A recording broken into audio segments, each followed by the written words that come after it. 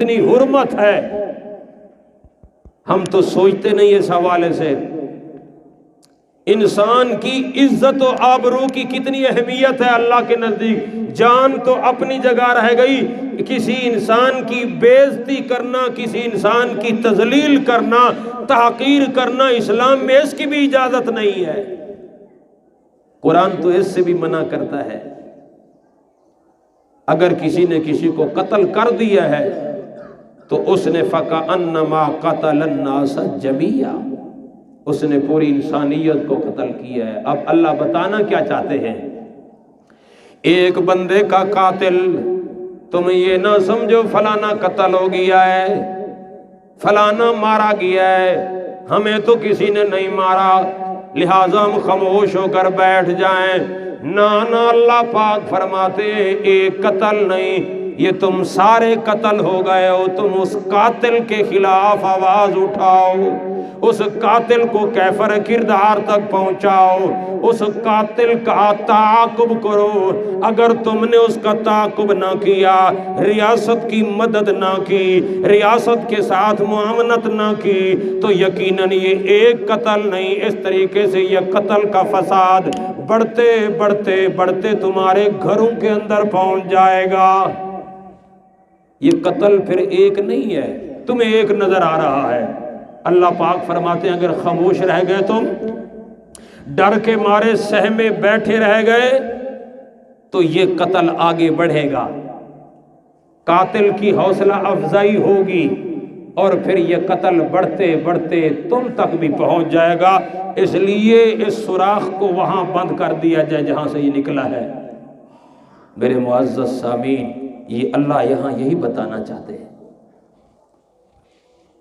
جیسے ہمارے اوپر دین کے باقی احکامات فرض ہیں، لازم ہیں، نماز کی بڑی اہمیت کو ہم جانتے ہیں، روزے کی اپنی جگہ اہمیت ہے، زکوٰۃ کی اپنی جگہ اہمیت ہے، عقیدہ توحید کی اپنی جگہ اہمیت ہے، عقائد و اعمال کی اہمیت ہے، تو یاد رکھو انسانی جان کی بہت بڑی اہمیت ہے۔ اس کے بارے میں لوگوں کو توجہ دلانی چاہیے، انسان کی کتنی بڑی قدر و قیمت ہے اللہ کے نزدیک، یہ بات بتانی پڑے گی ہمیں۔ دیکھو اللہ پاک نے یقیناً جتنے بھی انبیاء علیہ الصلوۃ والسلام بھیجے ہیں، سارے رحیم اور رحمت کرنے والے پیغمبر، اللہ نے ان کو بڑی نرمی عطا فرمائی تھی، ان کے مزاج میں بڑی نرمی تھی، وہ لوگوں کو کسی دکھ میں دیکھنا برداشت نہیں کرتے تھے، تکلیف میں دیکھنا برداشت نہیں کرتے تھے۔ اور آج ہم لوگ ہیں، ہم انبیاء صلحاء نیک لوگوں کے نام پر، مذہب کے نام پر لوگوں کی جان ضائع کر دیتے ہیں، ان کی جان کو گوا دیتے ہیں، ان کے بچوں کو یتیم کر دیتے ہیں، ان کی عورتوں کو بیوہ کر دیتے ہیں۔ نام کیا ہے؟ مذہب کا، محمد صلی اللہ علیہ وسلم کا نام ہے، اور وہ محمد صلی اللہ علیہ وسلم جن کو اللہ پاک نے کیا لقب دے کر بھیجا ہے، اللہ اللہ۔ اللہ پاک فرماتے ہیں میرے پیارے پیغمبر وما ارسلناک الا رحمت للعالمین، سب کو رحمت للعالمین۔ اللہ پاک فرماتے ہیں میرے پیارے پیغمبر ہم نے آپ کو کل کائنات کے لیے رحمت بنا کر بھیجا ہے۔ میں پیارے پیغمبر جناب محمد صلی اللہ علیہ وسلم کی جب سیرت طیبہ کا مطالعہ کرتا ہوں، قرآن و سنت و حدیث کے حوالے سے میرے پیارے پیغمبر کے اخلاق و اخلاق نظر آتے ہیں۔ آپ تو صرف انسانوں کے ساتھ نہیں بلکہ آپ صلی اللہ علیہ وسلم تو حیوانوں کے اوپر بھی رحم کرنے والے تھے، انسانوں پر بھی اور حیوانوں پر بھی رحم کرنے والے تھے رسول اللہ صلی اللہ علیہ وسلم۔ ہم اسی رحمت والے پیغمبر کے نام پر لوگوں کو تحقیق کر رہے ہیں، اسی پیارے پیغمبر کے نام لیوا محبت رسول کا دعویٰ کرنے والے، عشق رسول کا دعویٰ کرنے والے پیارے پیغمبر جناب محمد صلی اللہ علیہ وسلم کی زندگی کے سارے اعمال و اخلاق کے خلاف قدم اٹھا رہے ہیں۔ ہم اللہ کے رسول کو کل قیامت کے اس میدان میں جہاں اللہ پاک نے عدالت لگانی ہے، سارے انبیاء بھی ہوں گے، وہاں پیارے پیغمبر صلی اللہ علیہ وسلم بھی تشریف فرما ہوں گے، تو ہم کیا منہ دکھائیں گے؟ اللہ کے رسول ہمیں ماتھے لگائیں گے؟ قطعاً نہیں۔ ایسے لوگوں کو رسول اللہ اپنے سامنے بھی کھڑے نہیں ہونے دیں گے۔ ان کے خلاف تو اللہ کے رسول مقدمہ لے کر آئیں گے کہ میرے نام پر ان لوگوں نے لوگوں کی جان لی تھی، میں تو جو لوگوں کی جان کا رکھوالا بن کر آیا تھا، میں تو لوگوں کی جان کے لیے رحمت کا خزانہ بن کر آیا تھا، میں تو امن و سلامتی کا دین لے کر آیا تھا، لیکن ان لوگوں نے میرے اس دین کے نام پر، میرے اس نام پر لوگوں کو قتل کیا ہے، لوگوں کو تحقیق کیا ہے، خون بہایا ہے انہوں نے۔ تو میرے دوستو، یہ اللہ پاک نے قرآن پاک میں ہمیں امن کی تعلیم دی ہے، انسانی جان کی قدر و قیمت بتائی ہے۔ ایک انسان کی جان پوری انسانیت کی جان لینے کے مترادف ہے۔ اور آگے کیا فرمایا؟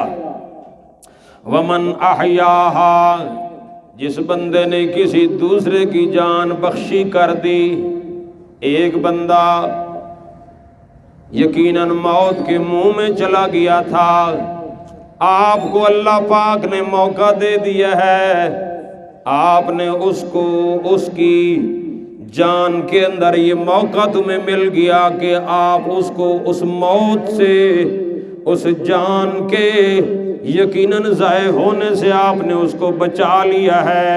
اللہ پاک فرماتے ہیں ایک جان کو تم نے نہیں بچایا، فَكَأَنَّمَا أَحْيَا النَّاسَ جَمِيعًا، گویا کہ آپ نے پوری انسانیت کو زندگی عطا کر دی۔ یہ بھی اللہ پاک نے کتنا عظیم قانون بیان کیا۔ معلوم یہ ہوتا ہے کہ اللہ پاک نے اس مقام کے اندر انسان کی اہمیت کو اس طریقے سے بیان کیا کہ پوری انسانیت کو مد نظر رکھ کر اللہ پاک نے بات فرمائی ہے۔ غور کرنے کا مقام ہے، اگر ایک قتل ہے پوری انسانیت قتل ہو گئی ہے، ایک بندے کی جان بخشی کر دی، پوری انسانیت کو تم نے بچا لیا ہے۔ میرے معزز سامعین، اگر ہمارے ملک پاکستان کے اندر اگر قرآن پاک کی انہی آیات کو مد نظر رکھ کر عمل کیا جائے تو میں سمجھتا ہوں مذہبی فسادات ختم ہو سکتے ہیں۔ آج ہم مذہب کے نام پر، دین کے نام پر، اسلام کے نام پر لوگوں کی جان، مال، عزت و آبرو کے ہم بالکل ڈاکو بن چکے ہیں۔ اگر کاش کہ یہ قرآن کی آیتیں سامنے ہوتی تو ہم ایسا نہ کرتے، اللہ کی کتاب کی آیتیں سامنے ہوتی۔ اصل میں قرآن کی آیتوں کا علم نہیں ہے، خیال تک بھی نہیں ہے۔ یہ آیتیں میں نے آپ کے سامنے، قرآن پاک کے اندر قتل کی کتنی بڑی مذمت ہے، 3 بڑے گناہ اللہ پاک نے گنوائے ہیں سورہ الفرقان کے اندر۔ میں آپ کو وہ ساری آیتیں سناتا ہوں۔ اللہ پاک نے شرک کے بعد سب سے بڑا گناہ قتل ناحق کو قرار دیا ہے۔ شرک کے بعد سب سے بڑا گناہ، میرے معزز سامعین، بندہ کوئی شرک کرے یہ بھی بہت بڑا گناہ ہے، لیکن اس کے بدلے میں شرک کے اس عمل کی وجہ سے قتل کا حکم نہیں ہے۔ اللہ تعالیٰ نے ہمیں حکم نہیں دیا کہ کوئی آدمی شرک کر رہا ہے تو لہذا کیا کر دو، اس کو قتل کر دو، قطعاً نہیں، جبکہ وہ یہ سنگین ترین جرم ہے۔ ان الشرک لظلم عظیم۔ اللہ پاک فرماتے ہیں اس کائنات کے اندر، آسمان کے نیچے، اس زمین کے اوپر سب سے بڑا گناہ تمہیں پتہ ہونا چاہیے وہ شرک ہے۔ لیکن اس شرک کی سزا انسان کو یہ حق نہیں دیا گیا کہ وہ کسی شرک کرنے والے کو قتل کر دے، اتنا بڑا گناہ ہے۔ اس کی سزا اللہ پاک نے انسان کے حوالے نہیں کی ہے، اس کی سزا اللہ پاک نے اپنے حوالے کی ہے کہ میں خود اس کو سزا دوں گا۔ اللہ نے خود فرمایا ہے تمہارا حق ہے تم شرک کی مذمت کرو، تم شرک کی شناعت بیان کرو، شرک کی قباحت بیان کرو۔ یہ پہلا بڑا جرم ہے شرک والا۔ میرے معزز سامعین، اس کے باوجود اللہ پاک نے انسانی جان لینے کا ہمیں حق نہیں دیا۔ تمہیں دعوت کا حق تو ہے، تمہیں اللہ کی توحید بیان کرنے کا حق تو ہے، شرک کی مذمت کرنے کا حق تو ہے، لیکن کسی کی جان لینے کا حق تمہیں اللہ پاک نے نہیں دیا۔ یہ سب سے پہلا بڑا گناہ۔ دوسرا بڑا گناہ کیا ہے؟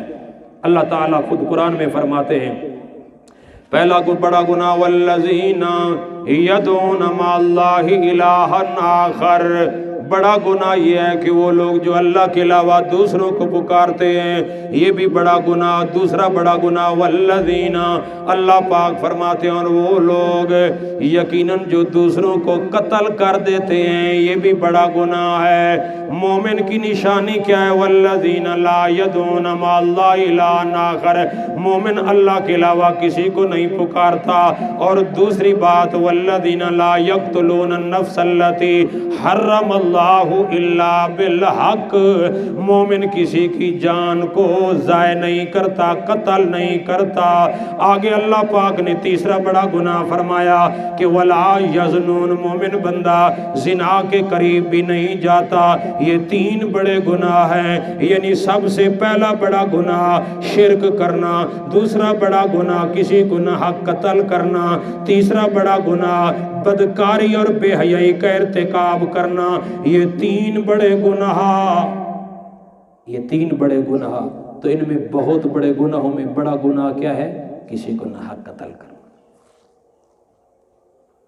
اللہ پاک نے ایک دوسرے مقام میں بھی فرمایا ہے اے میرے پیارے پیغمبر جناب محمد صلی اللہ علیہ وسلم، قل تعالو، آپ کہہ دو اپنے ان تمام تر لوگوں کو، تعالو تعالو، آؤ میں تمہیں پڑھ کر سناؤں جو اللہ پاک نے تمہارے اوپر پابندیاں لگائی ہیں۔ سورہ انعام میرے سامنے ہے، اللہ پاک نے سورہ انعام کے 19ویں رکوع کے اندر فرمایا قل تعالو اتل ما حرم ربکم، میں تمہیں پڑھ کر سناؤں جو اللہ پاک نے تمہارے اوپر پابندیاں عائد کی ہیں۔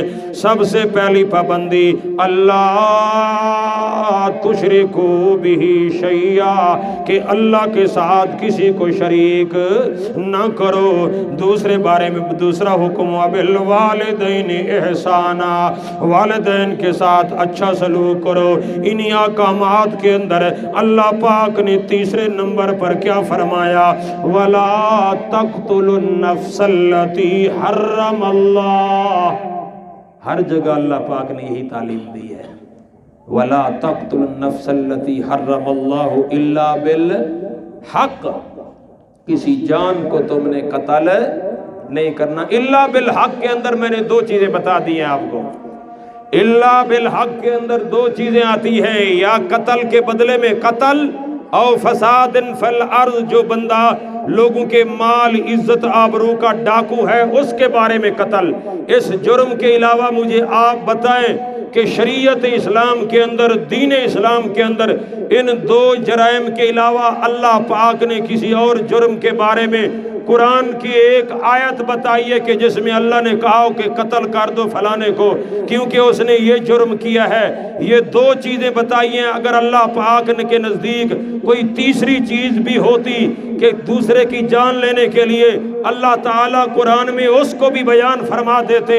اللہ پاک نے دو چیزیں تو بتائی ہیں کہ قتل کے بدلے میں قتل، او فساد فی الارض، کہ جو آدمی فساد فی الارض کا مرتکب ہے اس کو بھی قتل کر دیا جائے گا۔ لیکن یہ دونوں کام انفرادی نہیں ہیں، شخصی نہیں ہیں، یہ دونوں کام ریاست کے کام ہیں۔ عوام کا کام کیا ہے کہ وہ ریاست کی معاونت کرے اور قاتل کو کیفر کردار تک پہنچانے کے لیے ممت ہو اور قاتل کو پکڑوائے۔ تعاونوا علی البر والتقوی کرے کہ نیکی کے کام میں تعاون کرے اس سے، یہ حق بنتا ہے ہمارا۔ اور اگر ہم ڈر کے بیٹھ گئے، سہم گئے اور ہم نے قاتلین کو ہیرو بنا دیا اور ہم نے کہا کہ یہ بڑے مجاہدین ہیں اور انہوں نے اسلام کے نام پر اس طرح یہ کارنامہ سر انجام دے دیا ہے، میرے معزز سامعین، اگر ہم ڈر کے مارے سہمے رہے، بیٹھے رہے، خاموش ہو گئے، تو یقیناً کل اللہ کے ہاں بھی ہم مجرم قرار پائیں گے کہ اللہ پاک نے تمہیں سٹیج دیا تھا، اللہ پاک نے تمہیں زبان دی تھی، اللہ پاک نے تمہیں طاقت دی تھی، تم نے یہ آواز بلند نہیں کی۔ اللہ پاک نے قرآن پاک کے اندر اس لیے فرمایا لا یحب اللہ الجہر بالسوء، یہ تو قرآن میں بات آئی ہے کہ کسی کی برائی کو نہ اچھالا جائے، کسی کی غلطی کو نہ اچھالا جائے، لیکن اللہ پاک نے ایک استثناء کیا ہے۔ اللہ پاک فرماتے ہیں الا من ظلم، جس بندے پر ظلم کیا گیا ہے، مظلوم کو چاہیے، مظلوم اپنا ڈھنڈورا پیٹ سکتا ہے، مظلوم اپنی آواز لگا سکتا ہے، مظلوم اپنا استغاثہ پیش کر سکتا ہے، وہ ایک ایک کے پاس جا سکتا ہے کہ میرے ساتھ یہ ظلم ہوا ہے۔ مظلوم کی مدد کرنا ہمارا حق بنتا ہے۔ مظلوم جو بھی ہو، جو بھی مظلوم ہو، ہمارا حق بنتا ہے کہ ہم اس کی معاونت کریں۔ ہمارا اسلام ہمیں اس بات کی تعلیم دیتا ہے، ہمیں حکم دیتا ہے ہمارا اسلام، اور ہمیں یہ بات معلوم ہے کہ جب اس قسم کی بات کہی جائے لوگوں کا عام رویہ بن جاتا ہے کہ اللہ یعوذ باللہ، اللہ یعوذ باللہ، کہ ان کے اندر محبت رسول نہیں، محبت صحابہ نہیں، محبت اہل بیت نہیں۔ یقین جانیے یہ الزامات ہیں، بہتانات ہیں، یقین جانیے حق بات کہنے میں یہ الزامات جو عائد کیے جاتے ہیں، یقین جانیے